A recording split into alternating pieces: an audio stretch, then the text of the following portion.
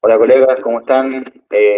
Amigos, exalumnos, alumnos, en fin, vamos a hablar unos poquitos minutos de un tema que en medicina interna siempre causa un poquito de incertidumbre o de cómo llegar al diagnóstico a través de las pruebas laboratoriales o bien la historia clínica, el examen clínico, etcétera. ¿Qué es la ictericia? ¿No? Que por definición la ictericia es el aumento de la bilirrubina en plasma, ¿cierto? O suero, estado que se conoce laboratorialmente como una hiperbilirrubinemia. Bueno, esta ictericia puede ser tanto a nivel plasmático, como lo ven acá en la foto de la izquierda, o a nivel clínico cuando el paciente ya tiene las mucosas de color amarillo. ¿Ya? Para que se produzca la ictericia clínica, los niveles de bilirrubina tienen que ser muy altos, generalmente más de 3 o hasta 4 miligramos por decilitro, versus para que se produzca la ictericia clínica basta con que los niveles de bilirrubina estén sobre 1,5. Ya, eso es muy importante entender porque de ahí se desprende entonces que pueden existir hepatopatías que no necesariamente cursen con ictericia clínica, porque obviamente para que llegue a la ictericia clínica depende de este magnitud de aumento de la bilirrubina.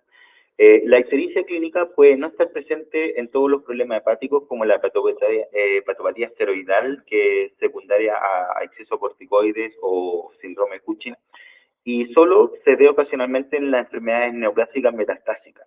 Incluso puede ser posible que un paciente con problema hepático no presente esta ictericia o no se altere el metabolismo de la bilirrubina, ya que en teoría el hígado solo necesita entre un 10 a un 20% del tejido funcional para mantener los niveles de bilirrubina. Por otro lado, esa ictericia siempre va a ser más factible de observar en hepatopatías que residen en los hepatocitos periportales, llamada zona 1, más que en los hepatocitos de la zona 3 o llamados centrolobulares.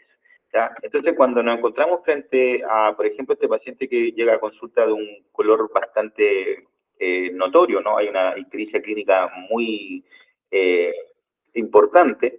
Claramente, el clínico debiera pensar que esa ictericia está asociada a los tres tipos de ictericia que hay desde el punto de vista fisiopatológico.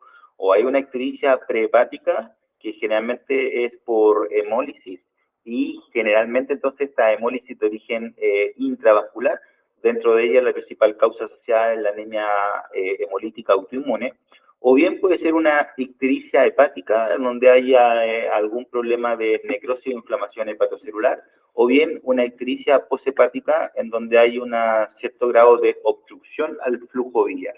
Entonces, para poder entender esto de la ictericia, tenemos que entender cómo funciona esto fisiológicamente. Fisiológicamente, los glóbulos rojos, cuando se van rompiendo en el torrente circulatorio, ¿cierto? Se elimina la hemoglobina de su interior, y esta hemoglobina se descompone en sus componentes, que son la globina y el grupo hemo, ¿cierto? La globina se reutilizan o se metabolizan para la nueva síntesis de aminoácidos, ¿cierto? Y el grupo hemo se descompone en dos componentes. El fierro, que es transportado por la transferrina en la médula ósea para la producción de nuevos glóbulos rojos, o bien se almacena en el hígado como ferritina. El grupo hemo, ¿cierto? También del grupo hemo, va a ser transformado a biliverdina por la enzima hemoxigenasa. Posteriormente, la biliverdina es transformada a bilirrubina indirecta o no conjugada por la enzima biliverdina reductasa. Ahí la bilirrubina indirecta se va a unir a la albúmina del plasma para ser transportada y llevada vía arteria hepática al hígado, donde el hígado o el hepatocito en este caso va a captar la bilirrubina indirecta, la va a conjugar principalmente con ácido glucurónico y la va a secretar a los canalículos biliares, pasando a llamarse entonces bilirrubina conjugada directa o hidrosoluble. Esta bilirrubina se elimina entonces por los canalículos biliares, luego por el conducto biliar, y una vez que llega al intestino, en el intestino delgado, ¿cierto? Por acción bacteriana, la bilirrubina directa se transforma en otros dos pigmentos, el urobilinógeno y el estercobilinógeno. El esterco bilinógeno se elimina vía intestinal con la feca, dando el color normal que tienen las deposiciones, color café, ¿cierto? Y el urobilinógeno asciende vía porta al hígado, del hígado sale por la vena hepática a circulación, y la circulación, ¿cierto? Vía arteria renal se introduce el urobilinógeno para ser eliminado vía filtración glomerular, ¿cierto? Y que se vaya del cuerpo por eliminación renal. Entonces, esto es lo que nosotros tenemos que mantener en mente para poder interpretar la ictericia, porque la hiperbilirrubinemia y la ictericia, desde el punto de vista interpretativo, entonces, se va a clasificar en 3 tipos que se pueden distinguir interpretando varias pruebas de laboratorio, como son el hemograma, bueno, principalmente el hematocrito, las enzimas hepatocelulares o las enzimas colestásicas, la presencia o no de bilirrubinuria y el nivel del urobilinógeno en la orina. En primer lugar, la ictericia prehepática es secundaria siempre a cuadro hemolítico, en donde hay una mayor oferta de bilirrubina libre a este hígado que excede entonces esta capacidad de captación, conjugación o secreción, aumentando en el plasma la bilirrubina indirecta. Pero a medida que va progresando la anemia y el paciente se hace más hipóxico, se va produciendo un daño hepático debido a esta hipoxia, comenzando a aumentar la bilirrubina directa, porque los hepatocitos dañados ven afectada la secreción de bilirrubina, lo que finalmente aumenta ambos tipos de bilirrubina. Entonces, en la ictericia prehepática van a aumentar la bilirrubina indirecta muy alta, y la bilirrubina directa puede estar normal o bien aumentada si es que el hígado, producto de esta anemia hemolítica, producto de esta hipoxia, sufre hipoxia y con ello cierto grado de inflamación o necrosis hepatocelular. ¿Ya?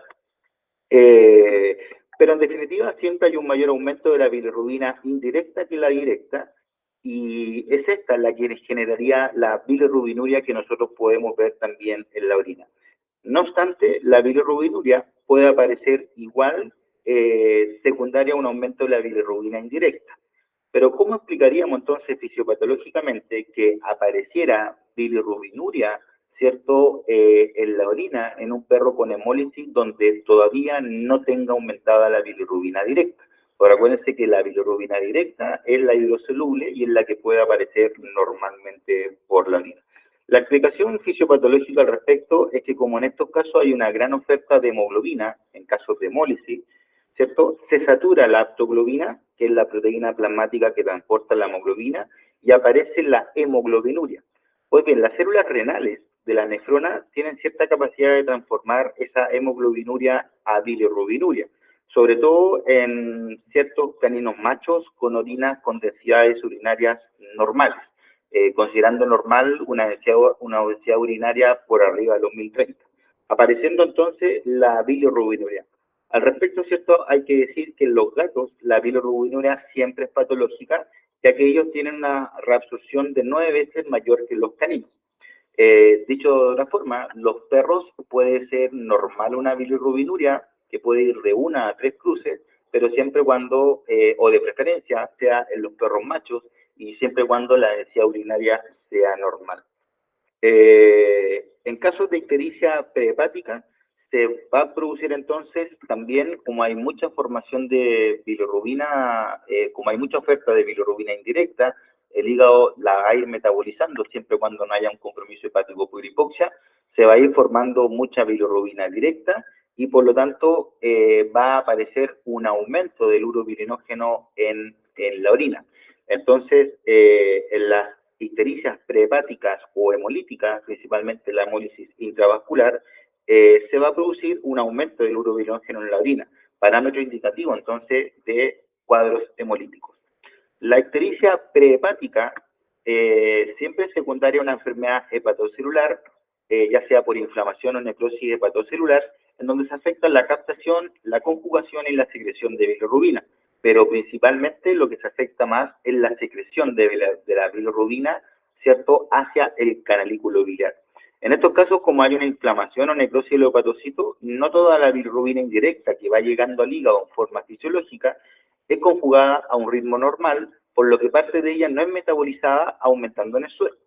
Pero la que sí se logra conjugar no va a poder ser secretada entonces se vuelca o se devuelve al torrente sanguíneo, provocando un aumento de ella en el plasma, produciéndose en definitiva los problemas hepatocelulares o en la ictericia hepatocelular, aumento de ambas bilirrubinas, tanto la indirecta como la directa, pero siempre van a encontrar más alta la directa en un perfil bioquímico que la indirecta, con la consecuencia entonces de que ese paciente tenga bilirrubinuria también.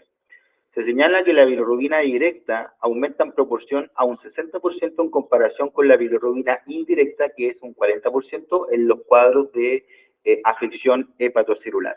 Una pequeña cantidad de bilirrubina directa sigue por el tracto biliar hacia el intestino, ¿ya? Eso es muy importante, pero como llega en menos cantidad, disminuye la conversión de estercobilinógeno, por lo que las heces cambian de color y se transforman en lo que la literatura describe como algo muy característico de una afección hepática, que son las heces acólicas o las heces que pierden el color normal y que se transforman en una heces tipo ceniza de asado, le llamo yo, una heces media blanquecina. Esas son las heces acólicas. Y también, entonces, como llega menos bilirrubina al intestino, disminuye el urobilinógeno en la orina. Desde el punto de vista de la enzimología, entonces, este tipo de ictericia va a estar asociado en el perfil bioquímico a aumento de las transaminasas, ALAT y ASAT. Dependiendo cuál esté más aumentada que otra, vamos a poder discriminar nosotros si el paciente tiene un aumento de permeabilidad del hepatocito o bien tiene una necrosis hepatocelular. La ictericia poshepática es aquella en donde la patología está obstruyendo el conducto biliar, ¿cierto? Entonces, esta ictericia poshepática se produce por una enfermedad biliar o colestasis. En este caso, la bilirrubina indirecta que llega al hígado lo hace en forma normal, porque no hay una patología que genere un aumento de la bilirrubina indirecta. Y el hígado la capta, la conjuga y la secreta, pero como hay un problema en las vías biliares, o sea, hay un problema de excreción, llamado colestasis, aumenta la bilirrubina directa, ¿cierto? Con la consecuencia de que el paciente va a tener bilirrubinuria. Al no llegar bilirrubina directa al intestino, no hay formación de estercobilinógeno, las heces salen acólicas y habrá entonces también ausencia de urobilinógeno en la orina, siendo indicativo esta condición de una colestasis completa.